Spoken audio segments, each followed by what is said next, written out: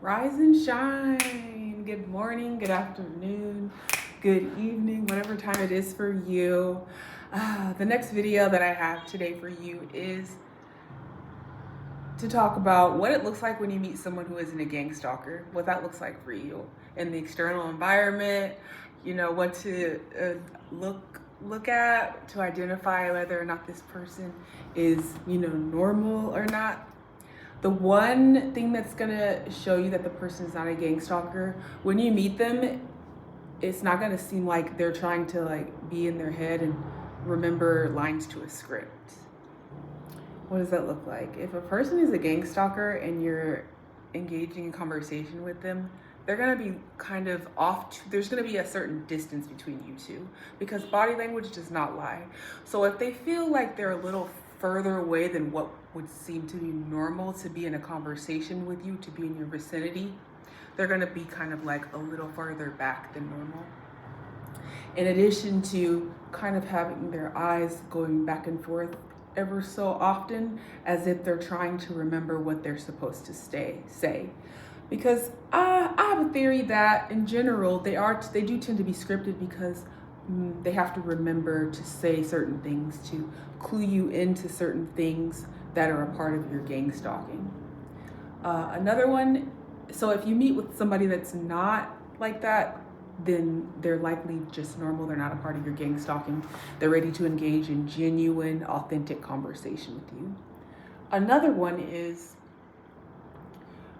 if you meet someone in person or you engage with someone in person that's not a gang stalker, the people that are around you that are gang stalkers, they're gonna be flooding your area like so much. It's gonna be to the point where it's gonna be almost invading your personal space. And if they're really desperate, they'll invade your personal space. They'll come by you. They'll maybe graze your shoulder. They'll just get close to you. They might have somebody. You might be standing like this and the person that you're engaging with is like right here talking to you. You guys are having a conversation.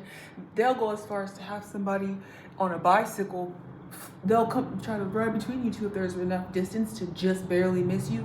Anything to distract you from you and that person from the conversation. That's when you really know you're in an engagement or you're in a interaction with someone who is not a gang stalker. Another one is if the person before you engage with them is not on their phone like this, I'm not saying everyone that you see that's on their phone is a gang stalker, but you know what people are in this program, you know that people who are gang stalkers, they be on their phone like this, like it's like they're playing Pokemon Go, or there's a sensor on their phone to sync to you. 9 times out of 10, they're not a gang stalker. Say you see a girl or a guy, they're just sitting at the park looking out at the water or whatever's there. And you walk up to them and you start a conversation, then I would say that they're not a gang stalker, but at least you know that that's not an activity that they're engaged in at the moment to gang stalk you. Another one is relative to the point I just made, except we're gonna bring it to the online space. If you are engaging with someone who is not a gang stalker on the internet, for example, YouTube, say you comment under someone's video or they comment under yours. If they are a regular person and that is an attempt to engage in authentic conversation, they're not gang stalking you, best believe as soon as that comment under your video or under theirs drops, the gang stalkers, the actual gang stalkers, will try to flood that video to try to drown out whatever your comment says. That you'll comment something and then all the gang stalkers or the handlers that are assigned to that person will comment in a flood. It'll be a huge emphasis on your content, so that way the actual attempt to engage authentically with the person can be drowned out. And I've seen this before, where a person who is a target won't be aware of it, but they have people that have been commenting on their videos, but they're a part of their gang stalking program, but they've just been set up to appear friendly. They are not realizing it.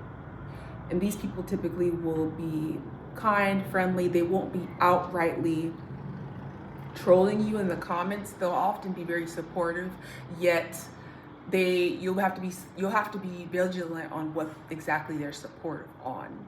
Like if they're supportive of all of your bad habits that you use to cope and escape, yet it's not progressing you, and they're kind of not as supportive with things like, I don't know, I don't want to get too deep into it, but yeah, that's another one. And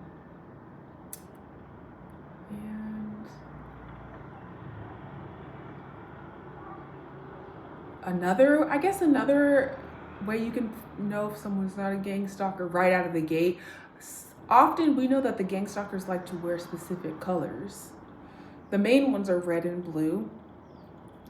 So sometimes you'll come across people, they're not, I don't know, I can't explain it. If they don't, and apply these all at the same time simultaneously. You have to use your own wisdom and understanding in this, not your own, but you have to be able to gauge this on your own at the same time.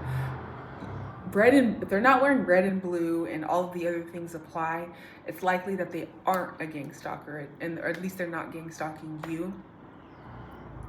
And gang stalkers also, they all have like a hive mind, and it's not just relative to gang stalking. A lot of them, they just think similarly. They have similar interests.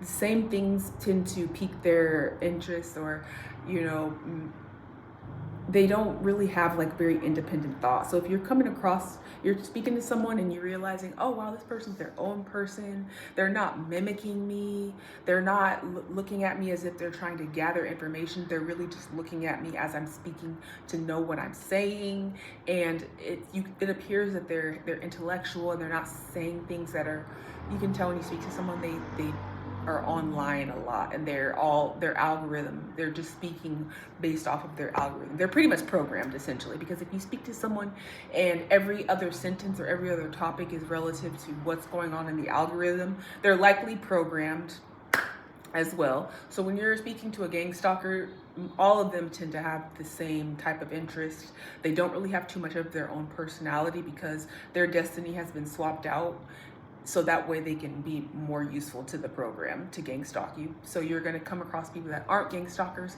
They have their own independent thought. They're able to think critically and deeply about things. When you talk to them, they're not trying to mimic you or pretend like they identify and agree with every single thing that you're talking about. They have their own views on things. You guys even might disagree on something. Appreciate that, because 9 times out of 10 you're dealing with somebody who isn't a gang stalker and doesn't have a hive mind. That's rare, especially in this world. Let's see. I'm gonna leave it there. That's really all I have.